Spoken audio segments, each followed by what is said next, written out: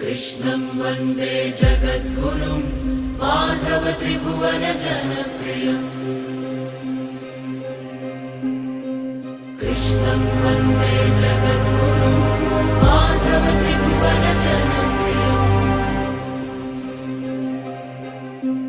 कृष्णं वन्दे जगद्गुरुं माधव त्रिभुवन जनप्रियम्।